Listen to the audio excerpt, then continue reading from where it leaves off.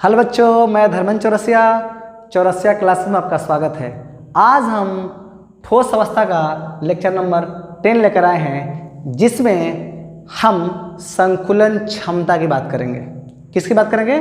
संकुलन क्षमता, मतलब packing fraction की बात करेंगे। अब बात होता है कि संकुलन क्षमता क्या होता है। किसी संकुलन व्यवस्था के संपूर्ण भाग का वह भिन्नांक जो अवयवी कणों द्वारा क्या होते हैं, घिरे होते हैं, उसी को क्या कहते हैं?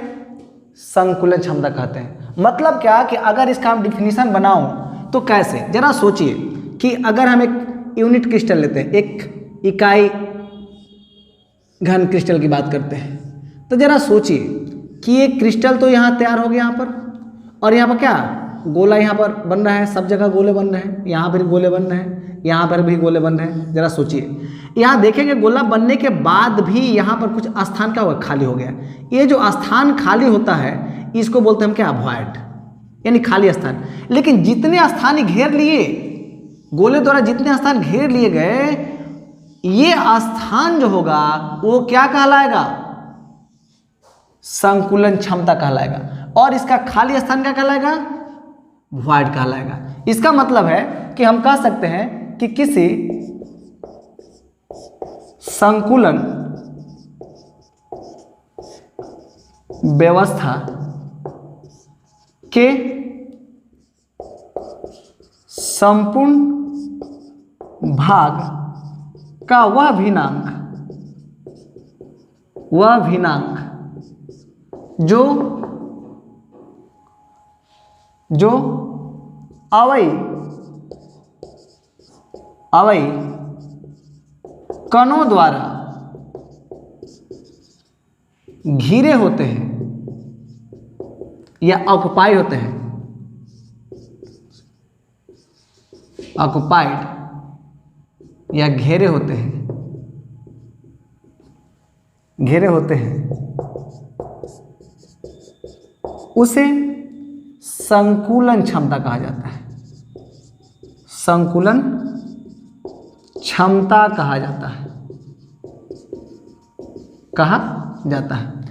यहां पर जरा बात समझिए बाबू कि संकुलन व्यवस्था एक व्यवस्था है, तो संकुलन व्यवस्था के संपूर्ण भाग, ये संपूर्ण भाग का वह भिन्नांक, संपूर्ण भाग का कुछ भिन्नांक होता है जो अवयवी कणों द्वारा क्या होते हैं, घिरे होते हैं। ये अवयवी कणों द्वारा घिरे हुए हैं ना, इसके द्वारा जो घिरे होते हैं, इसी को हम क्या बोलते हैं? संकुलन क्षमता कहते हैं। संकुलन क्षमता की अगर हम डिफिनीशन की अगर बात करें तो ऐसे डिफाइन होगा, लेकिन यहाँ पर इसका अगर हम फॉर्मूला डिराइव करते हैं तो फॉर्मूला कैसे आएगा? जरा सोचिए कि संकुलन क्षमता बराबर क्या होता है। संकुलन क्षमता जो होता है गोलों द्वारा या गोलों के आयतन बटा इकाई घन का आयतन इंटू 100, और यहाँ पर क्या होगा? प्रतिशत हो जाएगा। अर्थात अगर हम बात करूँ कि संकुलन क्षमता को हम कैसे डिफाइन करेंगे, तो यहाँ बात करें गोले के आयतन, तो एक गोले नहीं हो सकते, बहुत से गोले हो सकते हैं। गोलों के आयतन बाय इकाई घन का आयतन इंटू 100% को हम क्या बोलते हैं? संकुलन क्षमता कहते हैं। इसी को इंग्लिश में क्या बोलते हैं? Packing fraction. क्या बोलते हैं? पैकिंग फ्रैक्शन बोलते हैं।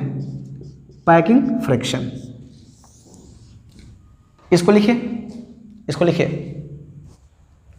मतलब है कि यहां से जो अब मेरा बात आने वाली है, यहां से अब क्या होगा, इसको थोड़ा मिटा दूं। आइए थोड़ा सा मिटाने के बाद इस पर कुछ हमको वर्क करना है। जरा सोचिए यहां पर कि यहां पर बात कर रहा है क्या? गोले। तो यहां पर अगर हम गोला की बात कर रहे हैं तो यहां जरा सोचिए, अगर गोला है तो गोले का आयतन हमको पता है, इसे इसका तो रेडियस होता है ना, तो ये 3 डायमेंशनल होता है, आपको पता है। यानी गोले का आयतन जो होता है वो कितना होता है? आपको पता होगा कितना? 4/3 पाई आर क्यूब होता है। और यहाँ बात करेंगे इकाई घन का आयतन, और यहाँ पर कहता है कि घन का आयतन जो होता है वो कितना होता है?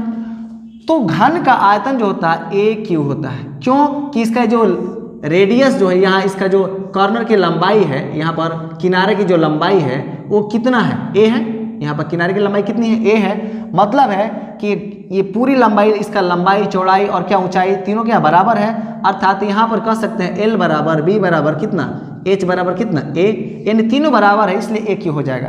तो अगर हम यहाँ फॉर्मूला डिराइव करूँ तो क्या होने वाला है? तो अब यहाँ जरा सोचिए कि संकुलन क्षमता जो हम यहाँ डिफाइन के फॉर्मूला, यहाँ से अभी क्या बन सकता है, जरा देखिए तो गोले का आयतन, गोले का आयतन, तो गोले का आयतन कितना?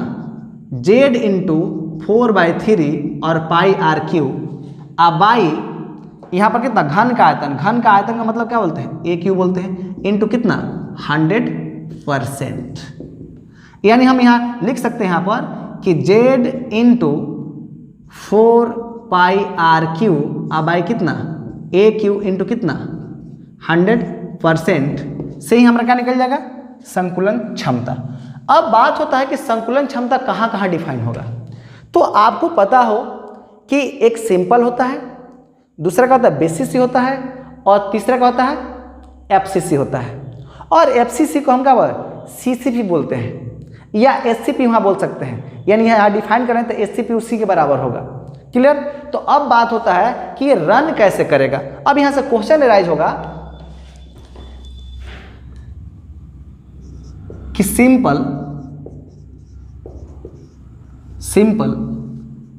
कमा बीसीसी कमा एफसीसी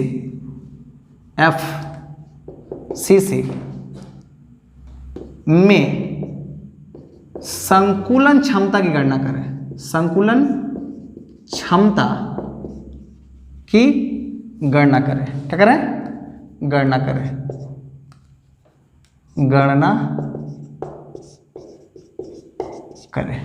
तो सबसे बात करेंगे हम सिंपल यूनिट सेल की बात करेंगे। तो जरा सोचे बाबू कि सिंपल यूनिट सेल क्या होता है। सबसे पहला बात क्या है? Simple unit cell.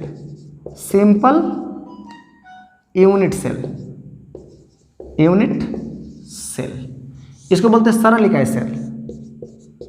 सरल इकाई सेल में संकुलन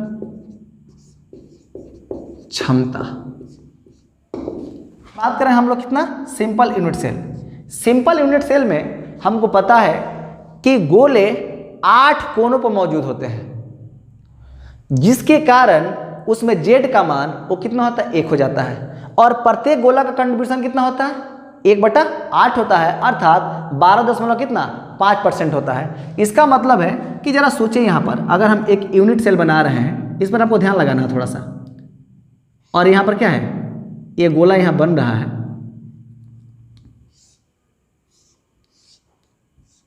यहाँ पर हम गोला, ये इससे कनेक्टेड, ये इससे और इससे। आप देखेंगे कि 8 कोनों पर है। तो जरा सोचिए कि ये लंबाई जो इसके, ये जो घन का एक किनारा है ना, एक किनारे की लंबाई को अगर हम क्या मान लें? ए मान लें। ये भी तो ये हो जाएगा, ये भी तो ये हो जाएगा, ये भी हो जाएगा। अगर जरा सोचिए कि अगर इस पर हम गोला रखूँ तो गोला ऐसे रखूँगा, और इस कोने पर अगर गोला रखूँगा तो ऐसे गोला रखूँगा। और ये गोले की त्रिज्या यहाँ पर कितनी है? आर है। गोले की त्रिज्या कितनी है? आर है। तो जरा सोचो कि यहाँ से यहाँ तक की लंबाई मेरा कितना? अगर ए है तो ए मेरा क्या है? बी है। तो यहाँ से स्पष्ट हो गया कि इसमें माना कि घन के प्रत्येक किनारे की लंबाई ए है, तथा कोनों पर स्थित गोलों की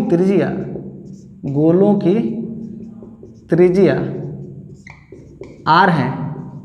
तो चित्र के अनुसार या चित्र से क्या होगा? चित्र से।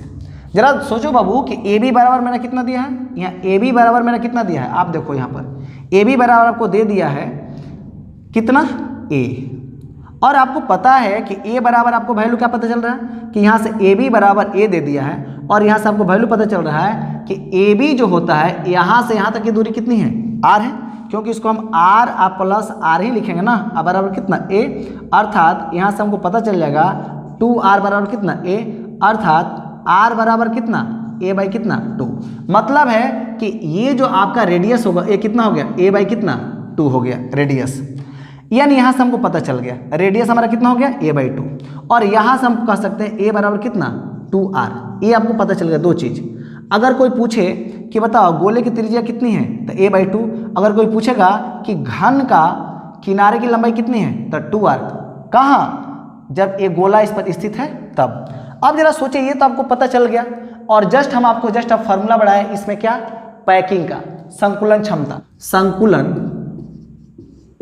संकुलन क्षमता की बात करते हैं।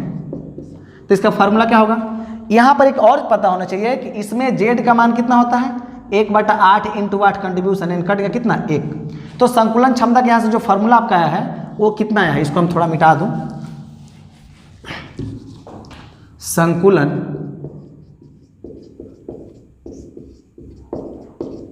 क्षमता बराबर क्या होता है, गोलों, तो यहाँ से यहाँ पर गोलों के यहाँ z का मान कितना, एक फार्मूला जो हम बताए थे, क्या बताए थे कि z इंटू कितना 4 पाई और r³ बाई कितना a इंटू कितना 3, यानी 3a² या a³ 3a³।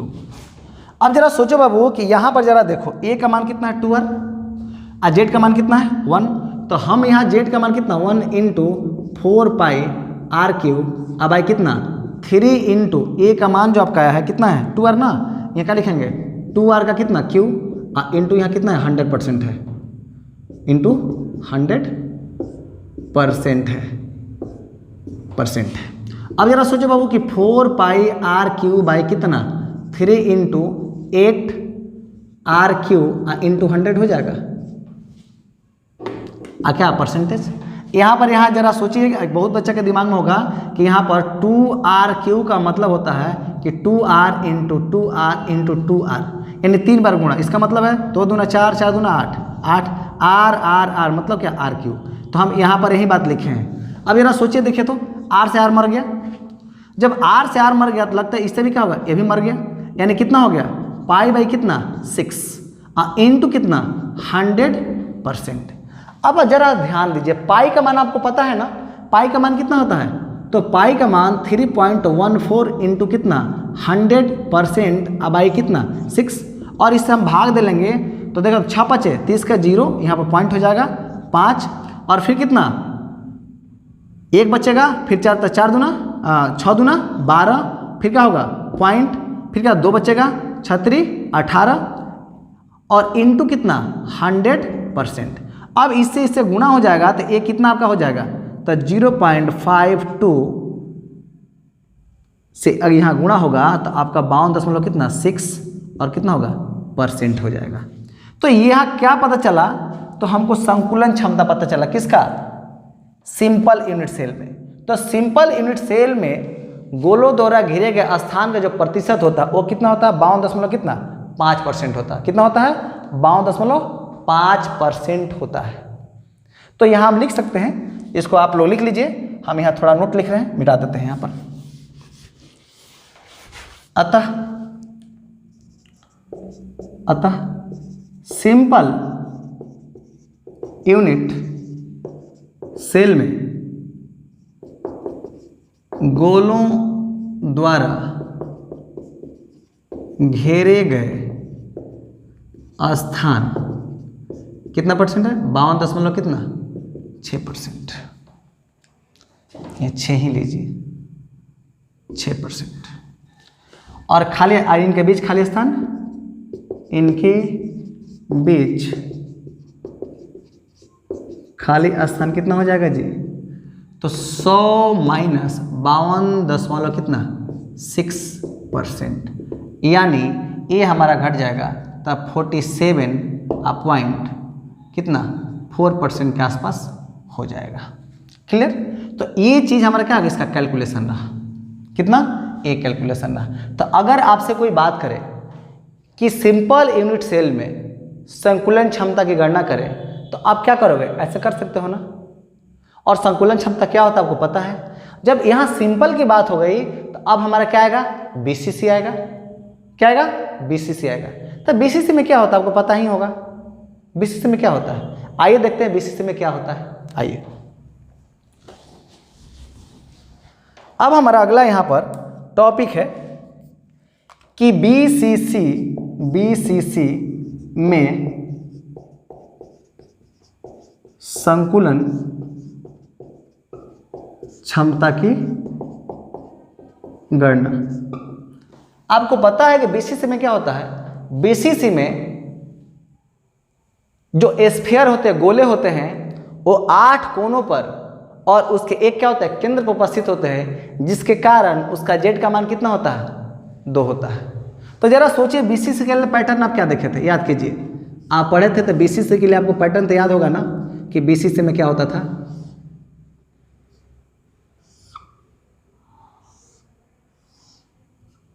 ये बीसीसी का पैटर्न है, आपको पता होगा।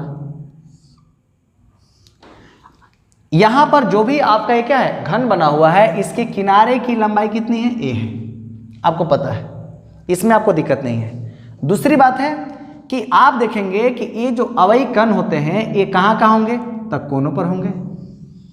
क्या होंगे, कोनों पर होंगे। तो थोड़ा सा और इसको हम सटा लेते हैं, क्या होंगे, थोड़ा और बड़ा बना लेते हैं।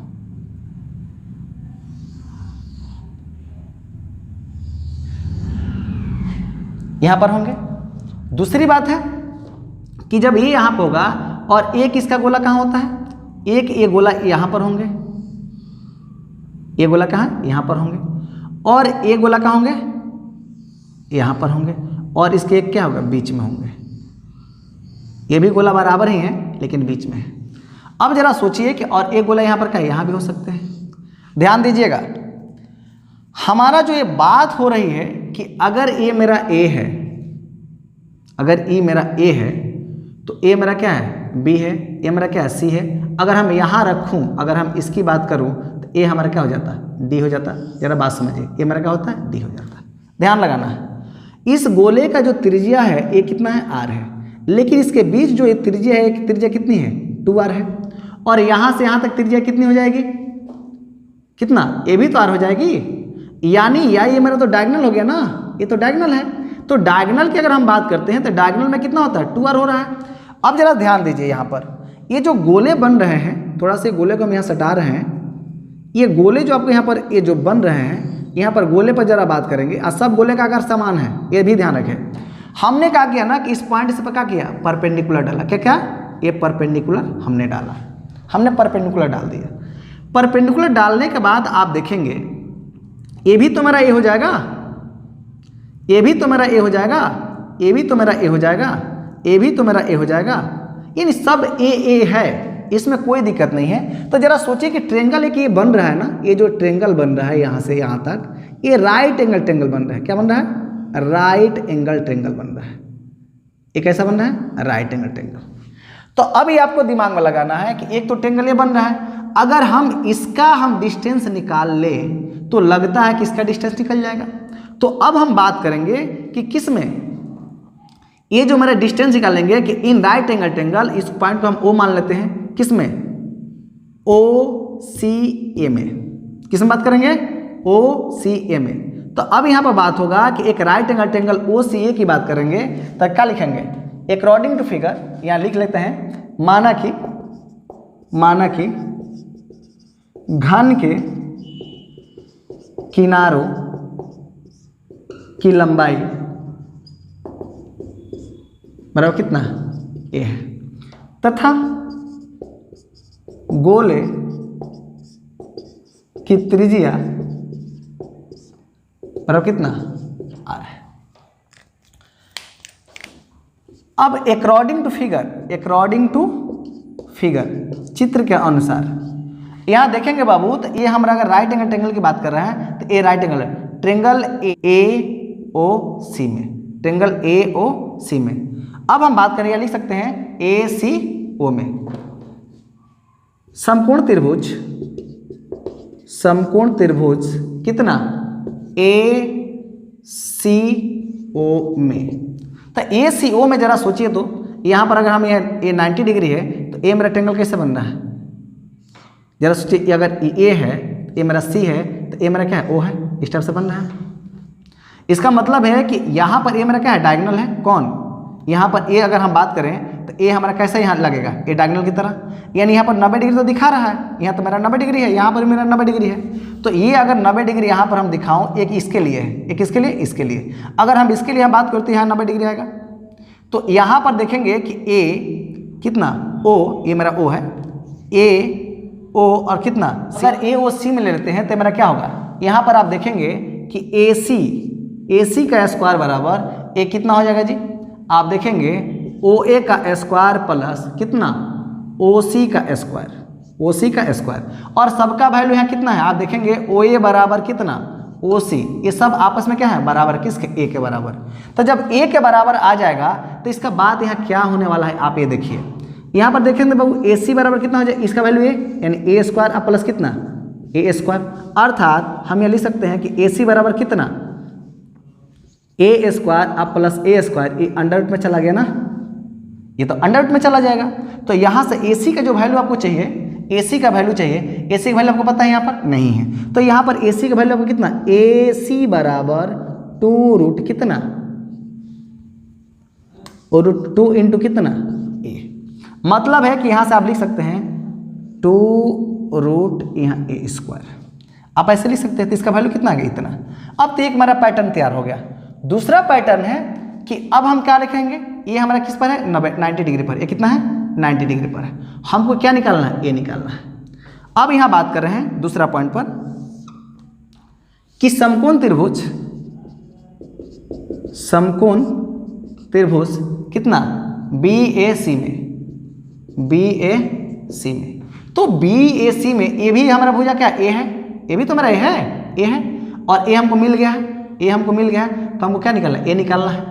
तो अब यहां ध्यान रखें कि ए आपका जो कैसा बना है, ये आपका क्या, इस टाइप से जो बात बना है यहाँ पर ऐसे, यानी ए आपका क्या है, यहाँ पर ए आपका ए है, तो ये आपका क्या है, बी है, तो ये आपका क्या है, सी है। यानी यहाँ 90 डिग्री कहाँ बन रहा है, यहाँ बन रहा है। आप देखिए यहाँ पर, यहाँ 90 डिग्री बन रहा है। तो अगर ऐसा आएगा तो आप क्या लिखेंगे, ए बी बराबर कितना हो जाएगा जी आपका, ए बी का स्क्वायर बराबर, तो आप लिखेंगे ना ए सी का स्क्वायर अब प्लस कितना, बी सी का स्क्वायर। तो अब जरा ध्यान दीजिए, ए सी आपका कितना है, ए सी का मतलब क्या है, यहाँ लिख सकते हैं कितना, 2a स्क्वायर प्लस कितना, ए स्क्वायर। मतलब है कि यहाँ से ए बी बराबर हमारा होगा 3a स्क्वायर। जब 3a स्क्वायर मतलब ए बी बराबर हमारा कितना हो जाएगा, 3 रूट और कितना, ए। अब जरा सोचिए ए बी का वैल्यू आपको कितना है, यही ना आपका ए बी है, ए बी।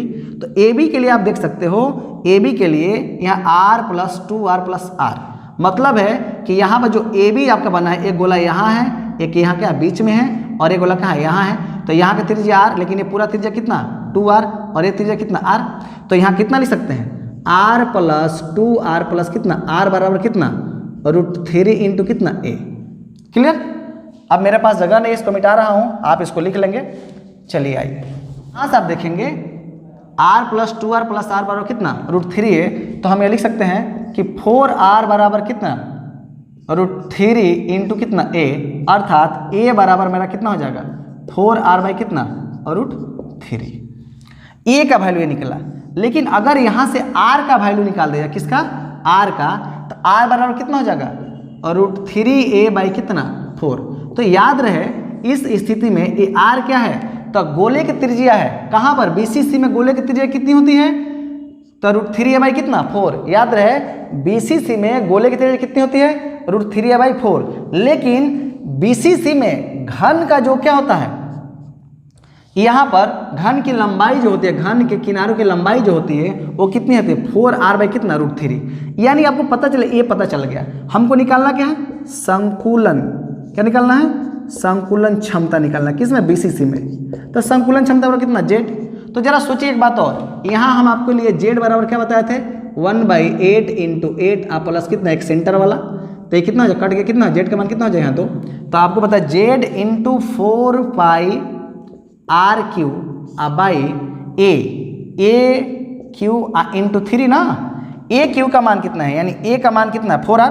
तो आप यहाँ जरा सोचिए, यहाँ पर हम लिख सकते हैं कितना 4r बाई कितना √3 का कितना होल क्यू इंटू कितना 3 लगता है। और यहाँ जेड का मान कितना 2 है ना, तो जेड का मान हम यहाँ कितना लिख देंगे 2 लिख देंगे। कितना 2 लिख देंगे, 2 हो जाएगा। अब इसको कैलकुलेट कर दो आप, तो कैलकुलेट करोगे, ये आप तो लिख ही लिए होंगे ना, इसको मिटा रहा हूँ। आप जब कैलकुलेट करोगे तो कैलकुलेट करने के बाद ये कितना आएगा जरा देखिए तो। ये कितना हो जाएगा, ये आपका हो जाएगा 8 पाई कितना आर क्यू, यहाँ बराबर लिखते हैं, और बाई कितना, तो यहाँ पर आप देखेंगे 64 आर क्यू बाई कितना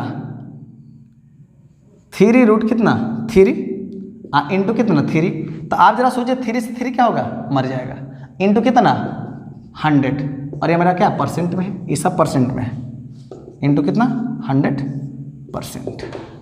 अब जरा ध्यान दीजिए, ये तो ऑटोमेटिक ऊपर चला जाएगा ना, अगर चला जाएगा तो आप इसको भी तो कटा लोगे, ये कितना होगा 8 हो जाएगा।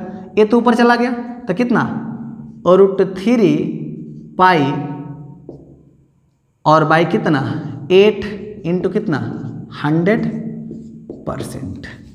यानी इसका जो वैल्यू आएगा, जो इसको कैलकुलेट करोगे बाबू, तो पाई का मान √3 इंटू कितना, तो √3 का मान भी आपको पता है 1.732 इंटू पाई का मान कितना 3.14 बाई कितना 8 इंटू कितना 100%।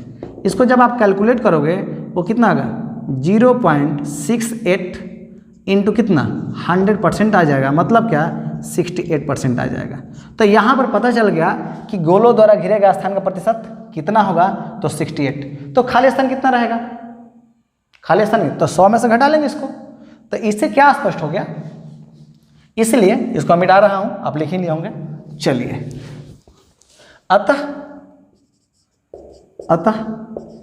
BCC में गोलों द्वारा घेरे गए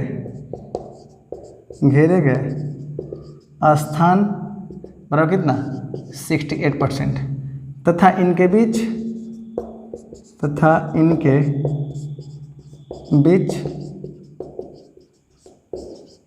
खाली स्थान कितना हो गया 100 माइनस 68% इसकल टू कितना 32%। ये एग्जाम में इस टाइप से क्वेश्चन पूछे जाते हैं, इस पर आप ध्यान लगाएंगे, इससे न्यूमेरिकल भी पूछे जाते हैं। क्लियर। अब हमारे पास एक बच गया कितना, अब हम बात करेंगे FCC SCP की बात करेंगे। किसकी बात करेंगे, FCC SCP की बात करेंगे। अब जरा सोचो बाबू कि अगर इस सवाल में तीसरा यहाँ टॉपिक यहाँ C हो गया, यहाँ पर क्या होगा FCC की बात करेंगे तो क्या होगा, FCC में संकुलित क्षमता की गणना। तो जरा सोचो FCC के लिए क्या पढ़े थे कि FCC में गोले किनारों के साथ साथ 6 सतहों पर क्या होते हैं मौजूद होते हैं। मतलब है कि ये गोला अगर इसमें यूनिट सेल अगर हम बना रहे हैं तो ये यूनिट सेल जब बनेगा ऐसे ही ना बनेगा, ये तो आपको पता ही है, ऐसे बनेगा, ऐसे बनेगा। तो यहाँ पर गोला तो यहाँ रह सकता है, यहाँ रहेगा ही, यहाँ रहेगा ही, और क्या यहाँ रहेगा ही। और कहता है कि इसके क्या होंगे सतह पर भी तो रहेंगे। तो अगर इस गोले की त्रिज्या, अगर इसका घन का जो क्या है किनारे की लंबाई अगर a है, तो इस गोले की त्रिज्या तो r होगी, तो a कितना हो जाएगा 2r, a भी तो कितना हो जाएगा r हो जाएगा कि नहीं, क्योंकि कहाँ उपस्थित है, ये कहाँ उपस्थित है तो सतहों पर। तो जब सतह की बात करते हैं तो यहाँ पर अगर ये इसको हम a मान लूँ, इसको b मान लूँ, इसको c मान लूँ, तो इसको d मान सकता हूँ। इसका मतलब ये सतह पर है, ये गोला कहाँ है सतह पर, आपको दिख रहा है ना, ये सतह पर गोला है, इसकी त्रिज्या कितनी हो जाएगी। तो यहाँ पता चल गया कि प्रत्येक गोले की त्रिज्या कितनी है r है, और घन के किनारों की लंबाई कितनी है a है।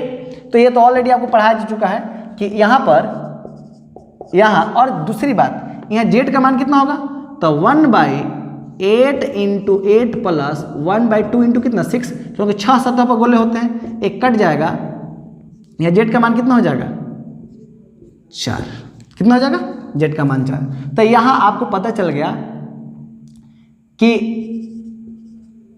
घन के किनारों की लंबाई कितना है a, और गोले की त्रिज्या बराबर कितना r है। तो आप फॉर्मूला लगाओ, फॉर्मूला लगा लोगे तो क्या होगा, यहाँ जरा सोचो, यहाँ आपको चाहिए AC, तो AC का स्क्वायर बराबर क्या, ए ना, ये राइट एंगल ट्रायंगल है, 90 डिग्री है, तो आप लिख सकते हो ना कि AD का स्क्वायर प्लस DC का स्क्वायर, यानी AC स्क्वायर बराबर A का स्क्वायर प्लस कितना A का स्क्वायर। AC का मतलब समझ ही रहे हो कि AC बराबर 2A स्क्वायर क्या रूट ओवर, मतलब है कि AC बराबर कितना हो जाएगा और रूट 2 इंटू कितना A। यहाँ पर AC का मान अगर आप बात करते हो तो AC का मतलब क्या होगा, यहाँ पर जरा सोचिए लाइन गया है ना, तो A एक लाइन होगा, यहाँ पर इस लाइन पर कितना 3 गोले हैं, तो A गोला के क्या आधा आधा है, यहाँ से यहाँ तक, ये R है, A भी R, लेकिन ये कितना है 2R है, ये A है तो ये मेरा क्या है C है, तो हम AC बराबर क्या लिख सकते हैं R plus 2R plus R लिख सकते हैं ना, यानी AC बराबर कितना 4R। तो हम ये चाहेंगे तो कितना लिख सकते हैं R plus 2R plus R बराबर कितना रूट 2 इंटू A। अब इसको हम मिटा रहा हूँ, आपको ये बात समझ में आ ही गया होगा, कितना 4R बराबर कितना और रूट 2 इंटू A। तो अब यहाँ से A निकालना होगा, तो 4R बाई कितना रूट 2। अब जरा लड़का के दिमाग में क्वेश्चन होगा कि इस चीज़ को हम चाहेंगे तो काट लेंगे, तो कितना A बराबर कितना 2 रूट 2 इंटू कितना R। अब बच्चे के दिमाग में होगा ऐसा कैसे, देखो बाबू 4 को हम क्या लिख सकते हैं 2 इंटू 2, और यहाँ पर 2 को क्या लिख सकते हैं अंडर रूट 2 इंटू कितना अंडर रूट 2। तो एक कितना बार गुणा हुआ है 4 को हम इतना लिख सकते हैं ना, तो इस 1 2 के लिए इतना 2 इंटू 2 लिख सकते हैं, तो यहाँ वैल्यू लिखे इतना रख दी। अब यहाँ पर ये हमको पता चल गया, अब इसका क्या निकालना है संकुलन क्षमता, क्या निकालना है संकुलन क्षमता। तो आइए इसको मिटा दें, इसको लिख ही लिए होंगे, चलिए जरा सोचो यहाँ पर जेड का मान कितना हो जाएगा, यहाँ पर जेड का मान हम लिख दिए इतना, तो जेड का मान कितना 4 इंटू 4 पाई इंटू कितना R cube by 3 into 2 root 2 into A sorry into R कितना होल क्यूब, क्योंकि R का वैल्यू आपको पता है। अब यहाँ पर जब ये आता इंटू कितना 100 और ये क्या होगा परसेंट होगा। अब यहाँ दिमाग लगाइए कि 4 इंटू 4 प्लस इंटू पाई और कितना R क्यूब अब आई कितना 3 इंटू, इसको हम 3 बार गुणा करें कितना 16 रूट कितना 2 और इंटू कितना R क्यूब इंटू कितना 100। ये आप कैलकुलेट करोगे तो इससे क्या होगा, ये कैंसिल हो जाएगा। लगता है कि इसके बाद आप कुछ कटने वाला है, ये बात से कैंसिल हो जाएगा। तो यहाँ पर आप देखेंगे कि संकुलन क्षमता जो है वो किसके बराबर हो जाएगा, तो ये पाई है ना, तो पाई अब बाई इससे इसमें गुणा होगा, तो कितना 3 रूट कितना 2 इंटू कितना जी 100 और यहाँ क्या हो गया परसेंटेज। इसको कैलकुलेट करोगे तो 3 पॉइंट कितना 14 अब आई कितना 3 रूट 2 इंटू कितना 100, यहाँ से कैलकुलेट करेंगे तो ये वैल्यू 0.74 इंटू कितना 100 आप परसेंट आ जाएगा, मतलब है कि ये आएगा 74%। तो यहाँ पता चल गया कि गोले द्वारा घिरे का स्थान कितना है इतना परसेंट है। ठीक है, इसमें तो आपको कोई दिक्कत नहीं रहा होगा। वीडियो को लाइक शेयर और सब्सक्राइब जरूर करें ताकि हमको एनर्जी बूस्टअप हो सके। आप जितना ही ज़्यादा लाइक सब्सक्राइब और शेयर करेंगे एनर्जी उतना ही ज़्यादा हमको मिलेगा, और जितना ही ज़्यादा मिलेगा उतना ही वीडियो बनाने में मज़ा आएगा और आपको हर तरह से हम हेल्प करने में सहायता प्रदान कर सकते हैं। Clear, bye.